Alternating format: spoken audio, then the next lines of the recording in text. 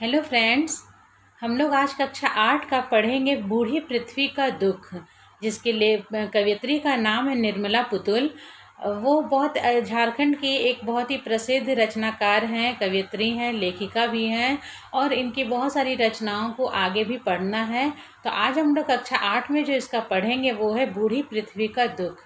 इस कविता में निर्मला पुतुल ने बताने की कोशिश की है कि किस प्रकार से हम वृक्षों को काटते जा रहे हैं, उसके अस्तित्व को समाप्त कर रहे हैं, उनके दुख को बिना समझे बूझे, और किस तरह से पृथ्वी का दोहन कर रहे हैं, वायु को, हवा को गंदगी फैला रहे, प्रदूषण युक्त कर दे रहे हैं, और किस प्रकार से नदियों को भी प्रदूषित करने में हम कंजूसी नहीं कर रहे हैं। ये सारी चीज़ें, प्राकृतिक चीज़ें हमें उपहार में प्रकृति ने दी हैं, लेकिन हम इनके सर्वनाश पर तुले हुए हैं।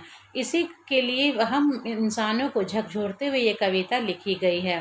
तो हम कविता का पाठवाचन का विश्लेषण करते चले जाते हैं।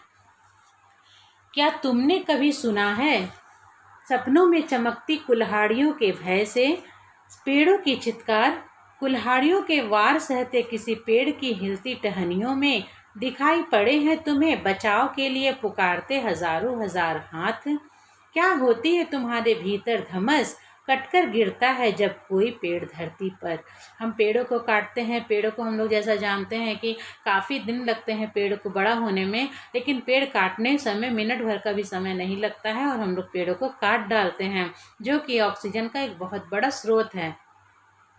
तो यहाँ पर कहा जा रहा है कि पेड़ों के दुख के बारे में बताया जा रहा है। हमारे शरीर का कोई अंग अगर कटता है तो हमें काफ़ी तकलीफ़ होती है और हम चिल्ला उठते हैं, हम बचाव बचाव कह उठते हैं, लेकिन कभी पेड़ भी को भी तो सजीव कहा गया है।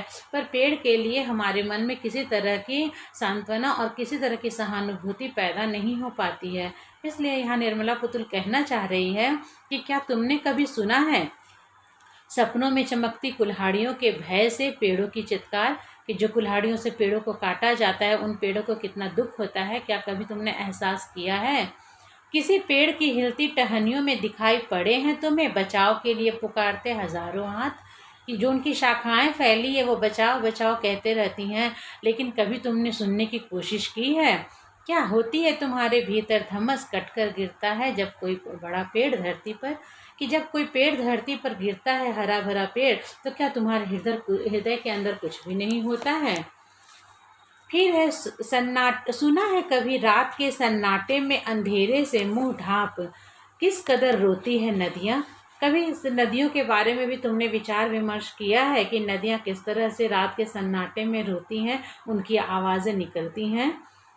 इस घाट अपने कपड़े और मवेशियाँ धोते सोचा है कभी कि उस घाट पर पी रहा होगा कोई प्यासा पानी, जिसे हम मवेशियों को धोते हुए और गंदगी को फैलाते हुए उसे नदियों को प्रदूषित कर देते हैं। क्या कभी सोचा कि किसी प्यासे के लिए पानी का यह साधन उसके प्यास बुझाने का साधन बन सकता है। या कोई स्त्री चढ़ा रही होगी किसी देवता को अर्घ्य, हम लोग जब पूजा करते हैं तो पवित्र जल की कामना करते हैं कि पवित्र जल से भगवान को अर्घ्य चढ़ाया जाए। तो क्या कभी तुमने नहीं सोचा कि जब हम पानी को गंदा करते हैं, नदियों को गंदा करते हैं, तो क्या उसी प्रदूषित नदी से भगवान को अर्घ्य दिया जाएगा। कि किस कदर दहलता है, कभी महसूस किया कि किस कदर दहलता है मौन समाधि के लिए बैठा पहाड़ का सीना, विस्फोट से टूटकर। जब पहाड़ों को तोड़ा जाता है, विस्फोट किया जाता है, तो क्या कभी तुमने उन पहाड़ों के बारे में सोचा कि उन्हें कितनी तकलीफ होती होगी, कि वो प्राकृतिक चीज़ें हैं और प्रकृति का हम इस तरह से दोहन कर रहे हैं। जब छिटकता दूर तक कोई पत्थर, और उस विस्फोट से जब कोई पत्थर दूर तक छिटकता है तब उसकी क्या तकलीफ होती है, क्या तुमने महसूस करने की कोशिश की है। सुनाई पड़ी है कभी भरी दोपहरिया में हथौड़ों की चोट से टूट कर बिखरते पत्थरों की चीख। जो पत्थरों को तोड़ा जाता है और हथौड़ों से बड़े बड़े तोड़ा जाता है, तो क्या उनकी चीख कभी तुमने सुनने की कोशिश की है, उनके दुख को समझने की कोशिश की है।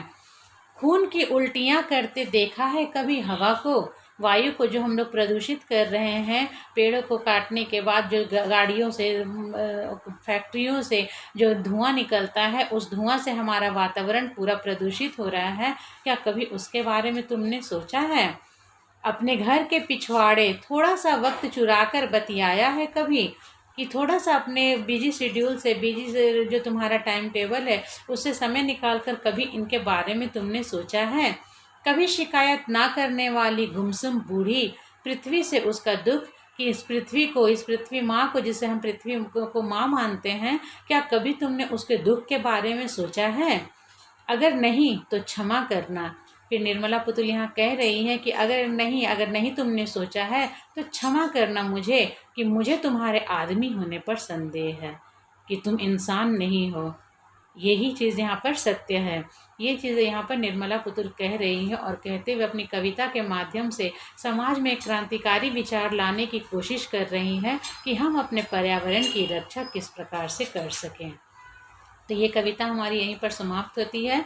अगले वीडियो में इसके प्रश्न उत्तर के साथ फिर मिलेंगे। तब तक के लिए धन्यवाद।